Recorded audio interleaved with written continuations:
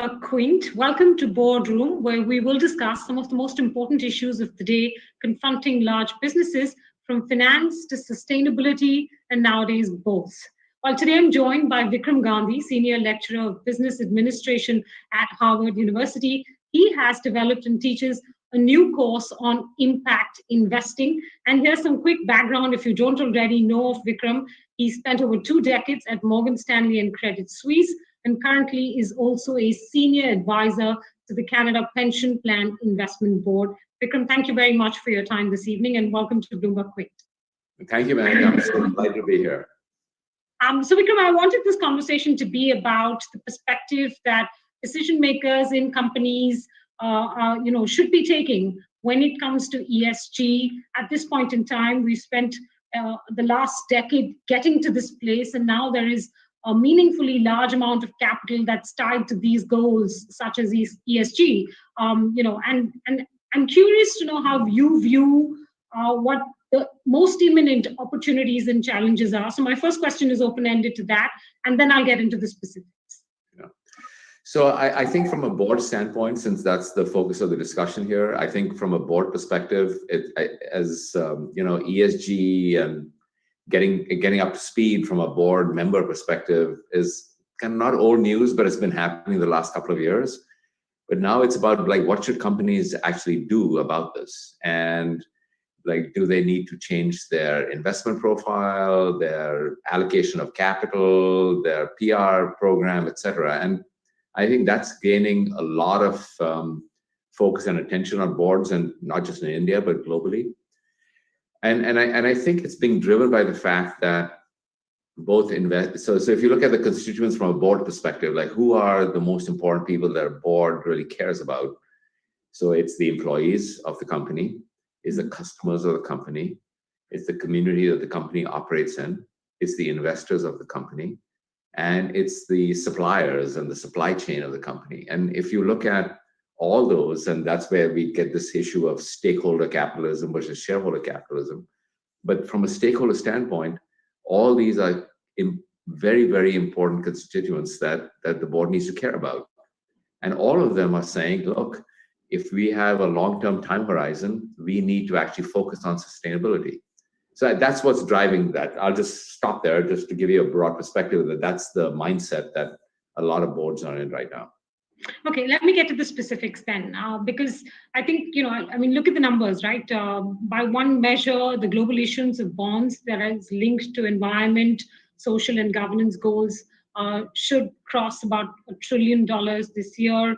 When you look at money that is coming through equity and other alternate investment assets, that's maybe 2 or 3 times that. So we're looking at fairly large amounts of money or pools of capital in the world that are now linked to these goals.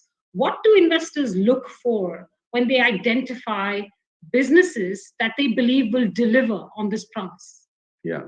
So I think if you look at investors, so you're talking about $1 trillion, which is the green bonds and sustainability bonds, et cetera. But actually, if you think about it, the broader capital markets in terms of equity, fixed income, et cetera, over $35 to $40 trillion, which is more than 30% of the world's assets or investable public market assets, have some overlay of sustainability and impact on them.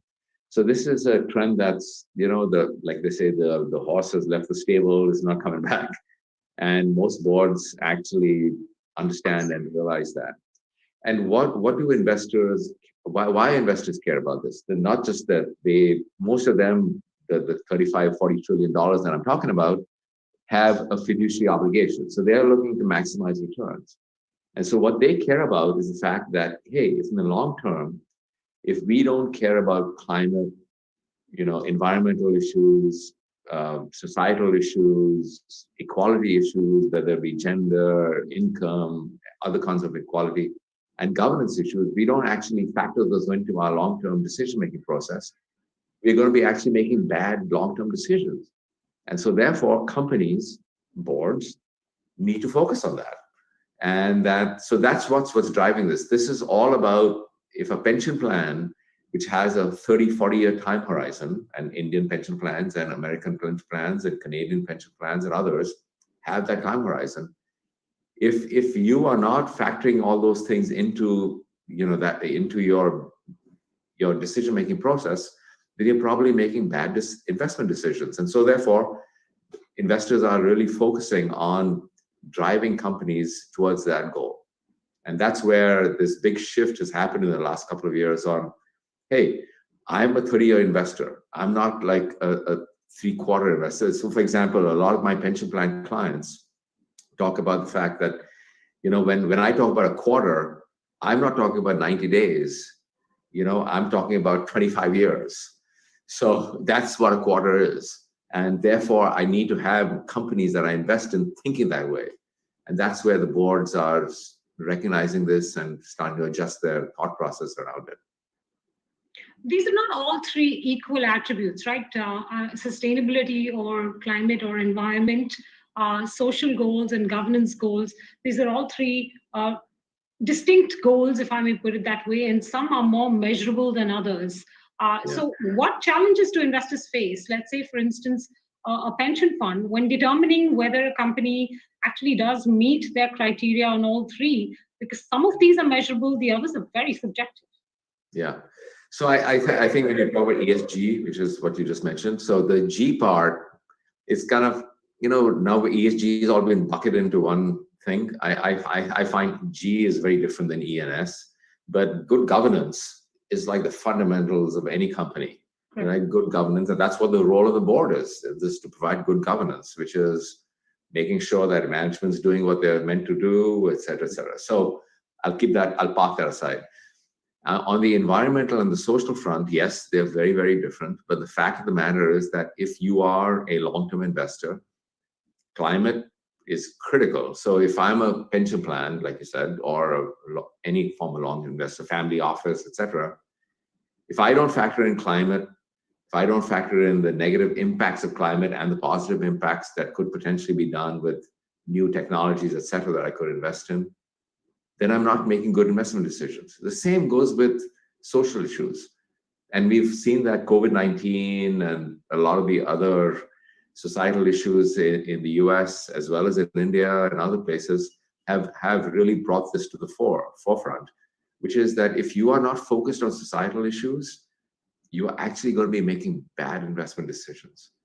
And so while they are different buckets, they come together in terms of, if as a company, as a board member, if I am not factoring in my gender mix, my income equality mix, like what am I doing for my community that I operate in, where my factories are, where my service providing is, etc. If I'm not factoring those things in, I'm actually not going to be making good long-term decisions. So I think that's a mindset shift that has happened recently, which is seriously encouraging in my perspective. The why, and I'm not questioning the why. I think we spent a decade getting to the why, and the answers around the why and the answers are undeniable. I'm mostly curious on, how you work through the how, both from the point of view of the investor as well as, companies and their boards. Yeah. And by the, in the how, what I mean is, for instance, we have no standardized disclosure format right now for ESG or even just ES. Across the world. I know that agencies across the world are trying to arrive at one, but that makes it really very challenging to be able to apply the same benchmarks, let's say, in the US, as in India, as in some small country in Africa. How do investors navigate that? How do companies navigate that? Yeah, it's a massive issue that you mentioned, Menaka, and I think the whole issue of disclosure, financial disclosure, kind of ESG disclosure is a big, there's tons of effort being put on that in that area. And my hope is that in the next couple of years that will actually get resolved, where you do just like FASB, like financial disclosure, right? So the Financial Accounting Standards Board, the equivalent in India and other places, it took a while. It took like over 100 years for people to get to a financial disclosure mechanism that's consistent across companies, so that investors could actually compare company, financial performance. And that literally took 100 years. And you still have debates over, well, what should be the reserve levels? How do you do this? How do you do that? And so they're still going on. And I think getting to a similar thing on this financial disclosure around sustainability issues is going to be the next holy grail. And I think it's happening in the sense that you need to have regulators come together, companies come together, investors come together to make that happen. It's work in process. I think both the SEC and the SEBI's put this mandate for the top 1,000 companies, as you know, as you're familiar with.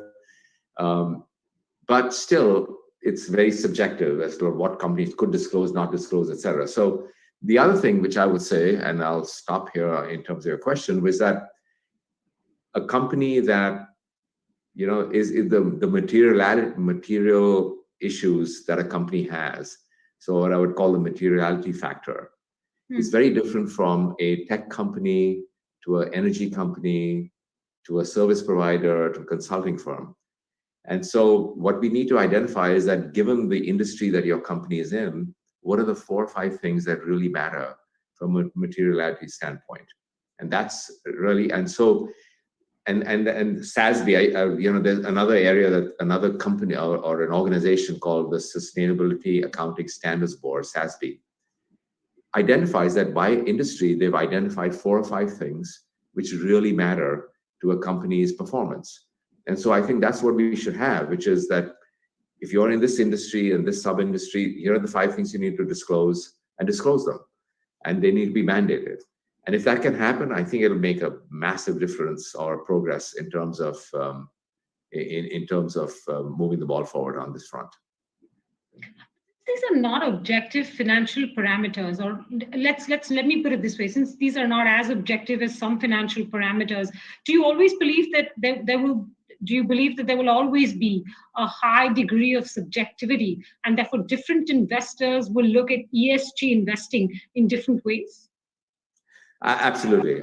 You think about financially, the people look at financial disclosure in different ways and they analyze it. So I think they will, but again, we've done a bunch of studies at the Harvard University and at the business school, which suggests that companies that focus on the material issues that matter to them, the 5 or 6 things that I mentioned in my comment before, that if they do actually well on those, the financial performance on those companies has been huge.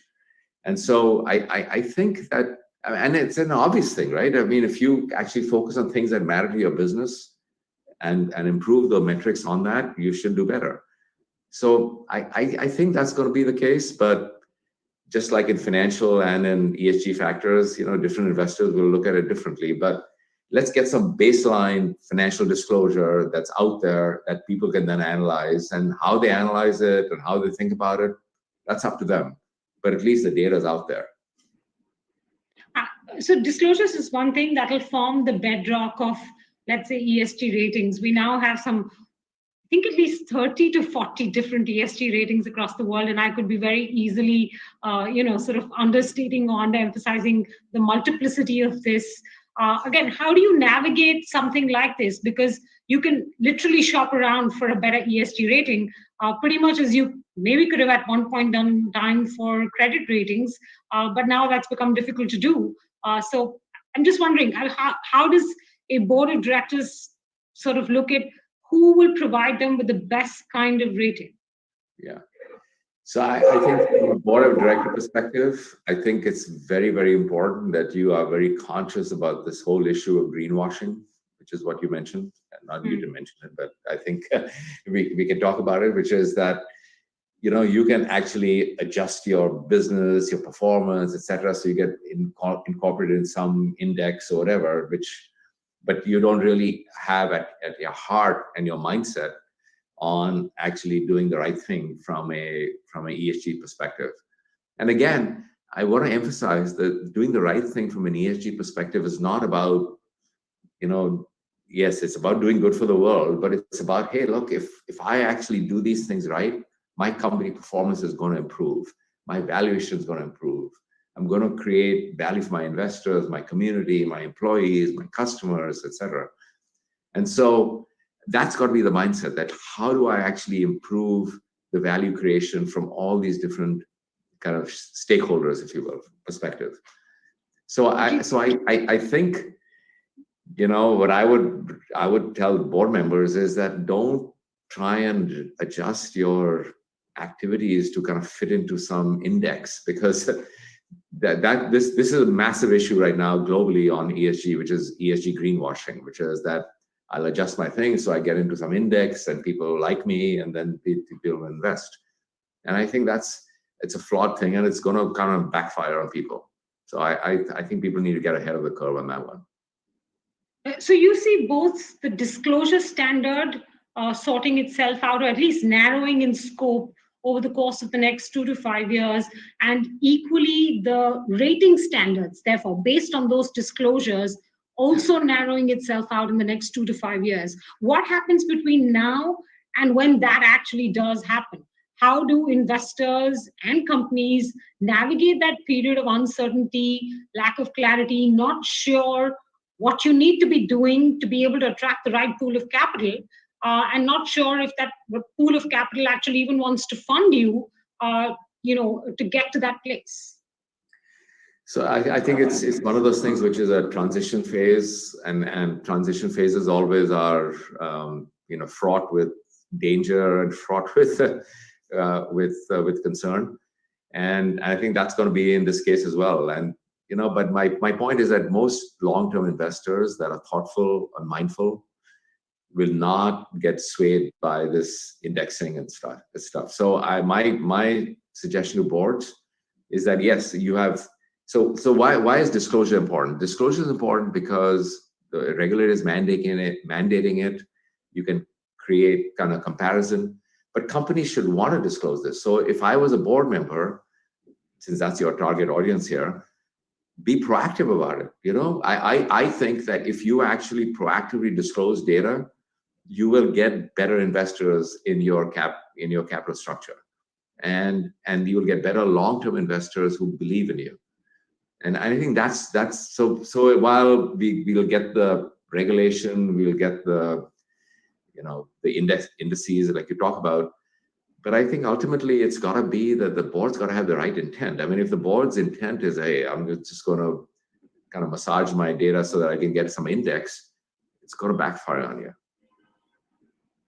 Okay, let me expand the audience. I mean, I'm not just necessarily talking to a narrow audience of board members, but I was trying to look at it from that perspective. Even from an impact investing perspective, since you teach a special new course at Harvard, what will investors do to ensure that this greenwashing problem does not exist with their investee companies? How do you make sure that you are truly investing towards ESG goals? Well, like any investing, you need to do the work. You need to do the bottoms-up analysis on a company, on its industry, on its business, on what its competitive advantages, its moat, et cetera, et cetera. So, and ESG is just a component of that. And basically, like I tell my students, is that I hope at Harvard we won't have a sustainable investing course 5 years from now. It's not relevant in the sense because sustainability is going to be incorporated in everything an investor does or everything that a company does. And I think that's really the way to think about it. So if I am a long-term investor, I'm going to be looking at bottoms-up analysis as to what is this company doing in terms of dealing with climate issues and climate risk. What is this company doing in terms of good governance? Does it have good governance? What is this company doing in terms of societal issues, diversity, gender, income, other mechanisms of social equality?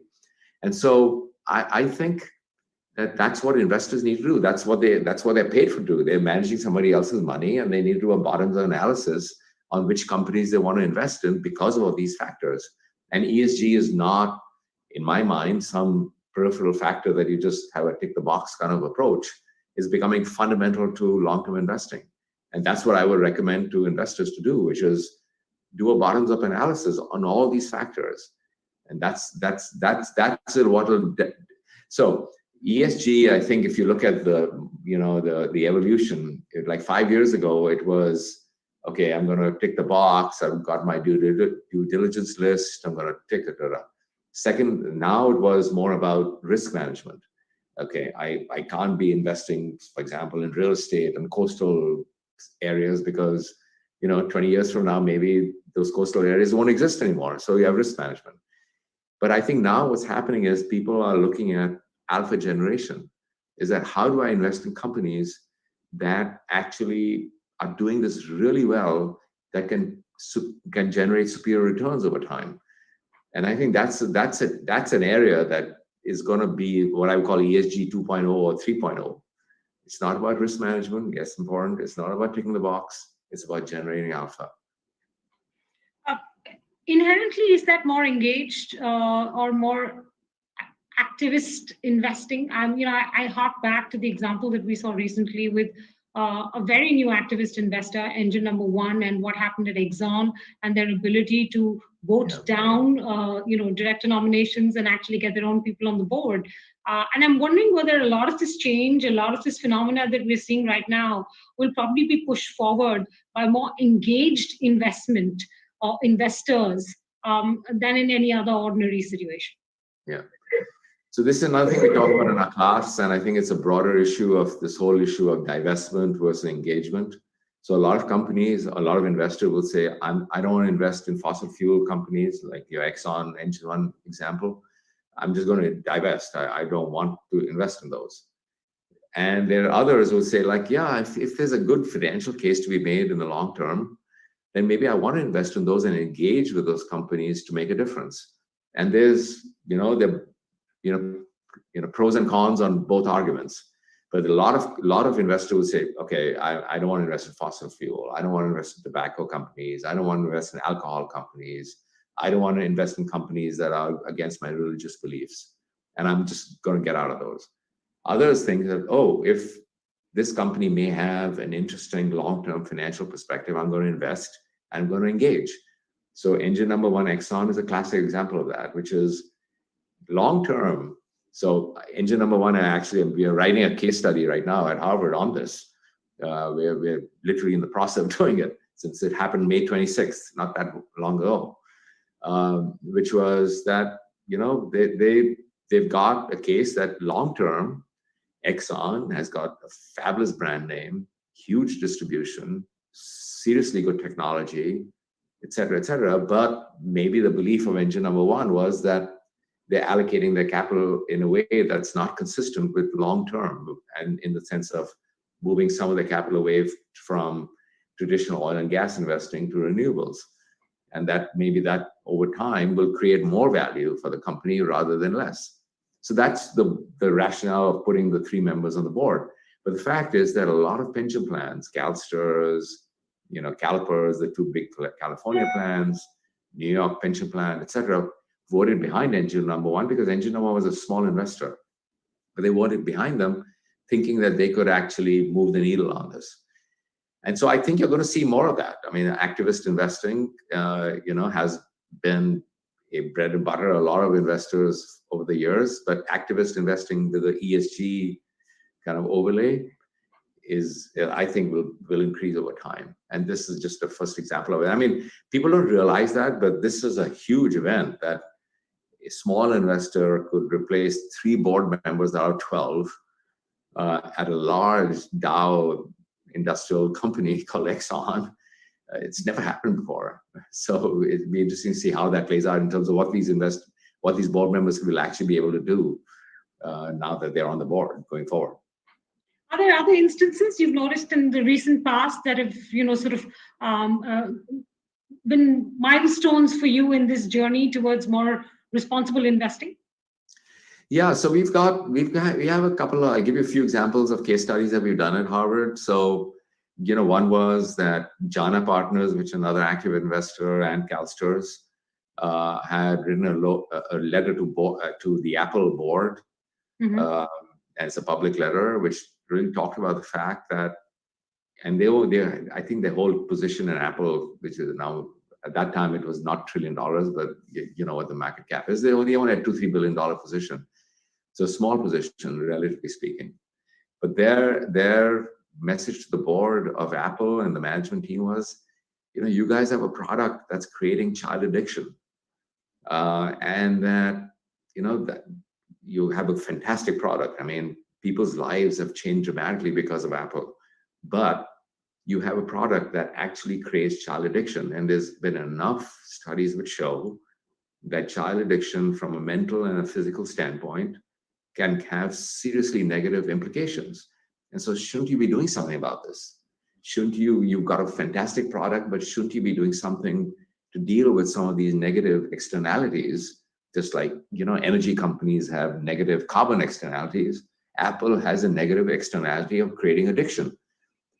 And so that was the base of the letter. I mean, it's a public letter. And so, Apple didn't really respond to it, but within 6 months, they came up with a massive parental control program, which you can go on, Menaka. I'm not sure whether you have kids or not, but to the extent you do, you can actually control how much hours they spend on Facebook, Instagram, Twitter, etc.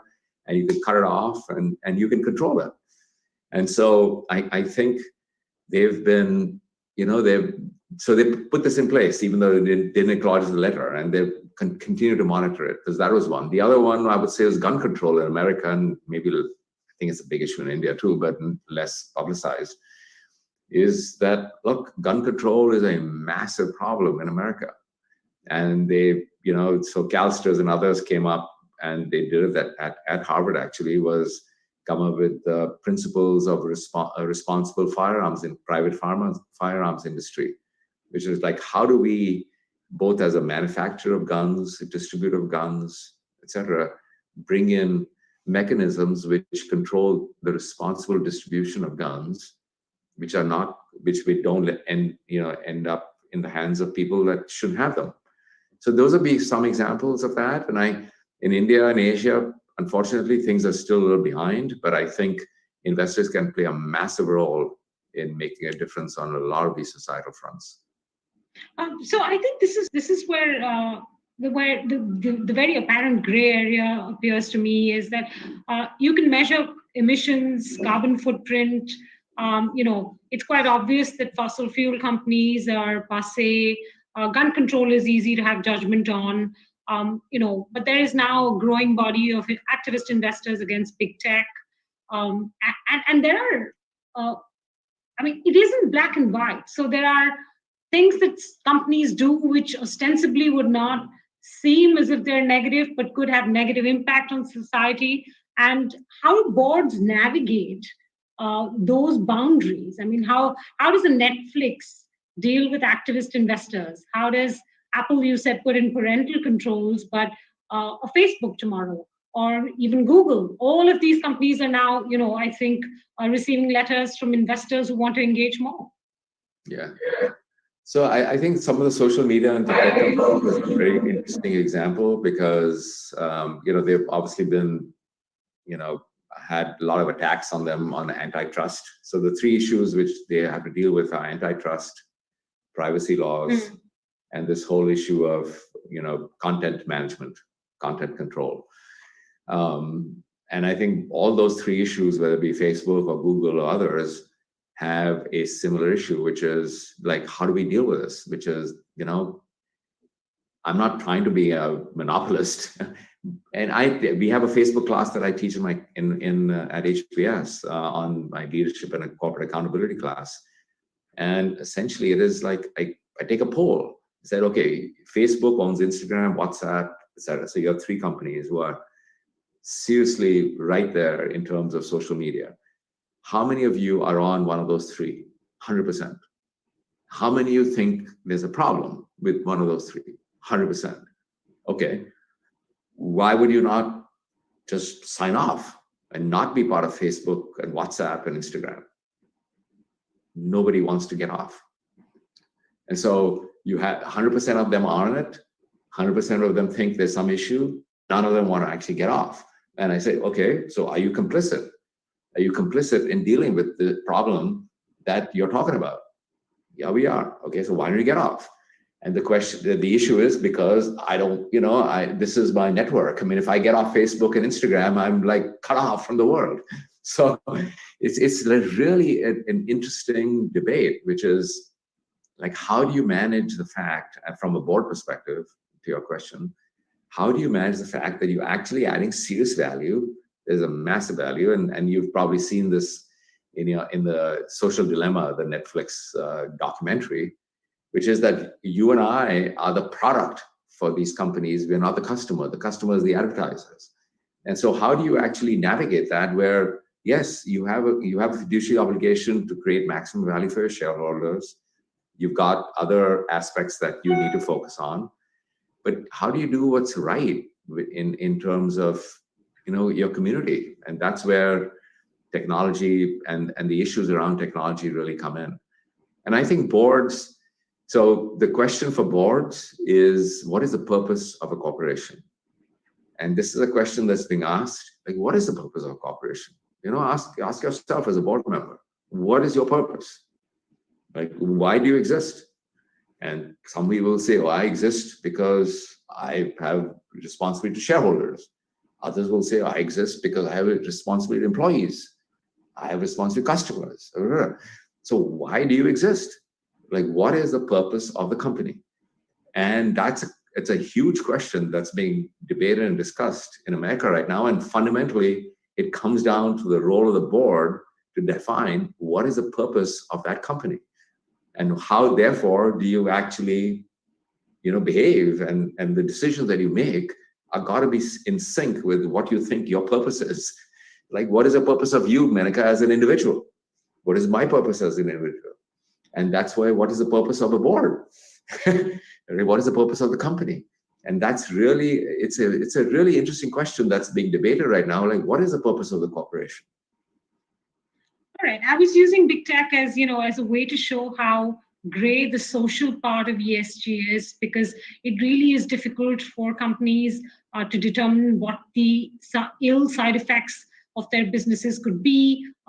This could apply to gaming companies, which are not conventionally looked down upon, whether it's tobacco or alcohol. But let me move back to the broader question of money flowing into ESG and get your view on where do you see India on this, because the pools of capital coming towards India are still fairly small.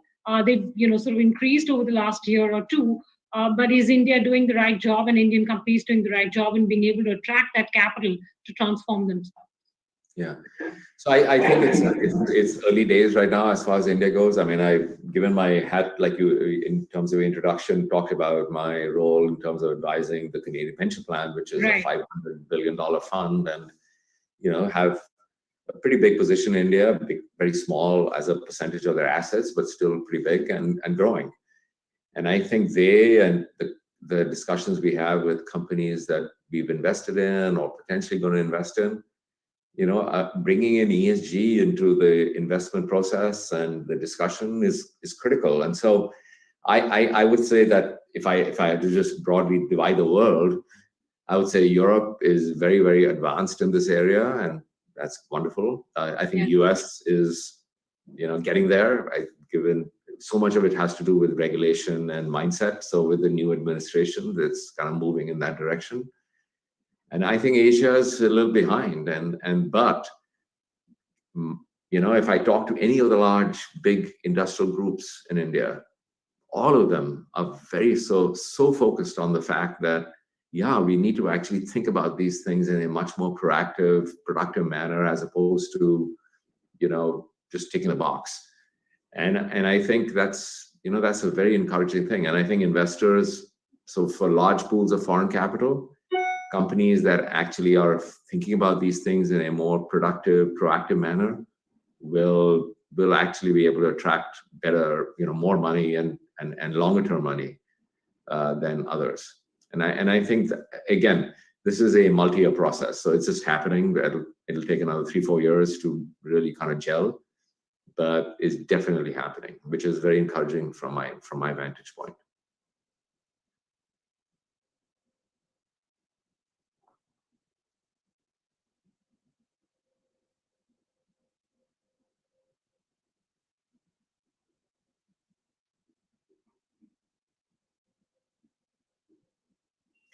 Yeah, Menaka, I think I don't know whether go ahead. I think we lost that line, but I did get the last bit of your answer. Vikram, thank you very much. I think we're at a stage in India where many more companies now are putting deadlines to when they want to be, net zero carbon, or when they want to achieve certain, sort of milestones when it comes to at least the E part of S and G. The G Yeah. part, as you said, is old already. The S part is still going to be a fairly difficult navigation here in India, as it has been across the world, and also a very subjective one. So it'll be interesting to see how that journey plays out. Yeah, and Thanks Monica, for your I would time this say, evening. yeah, I would just, yeah, I please would go. just say one last thing for the board members. In terms of like net carbon zero, a lot of discussions about net carbon zero, 2050, etc. And I'm telling you, because I advise a lot of boards here in the US, is that 2050 is great, but you're not going to be there. Your CEO's not going to be there. Nobody's going to be there. So you really got to create Right. 5-year plans. And as a board member, I would, push really hard the management team saying, yeah, you made these big aspirational goals, which is fantastic. Let's have 5-year goals. And let's have 5-year goals that we can achieve and benchmark ourselves against that. And I hope that happens. I think a lot of financing is getting linked to those kinds of milestones, right? We've seen companies raise bonds or raise money linked to certain shorter term milestones in being able to cut down emissions or cut down their carbon footprint. And maybe that will help determine the success that they're having on their process. But thank you for the insights, Vikram, and thank you for speaking to us here at BloombergQuint this evening. Thanks, Monica. Appreciate it. Thank you.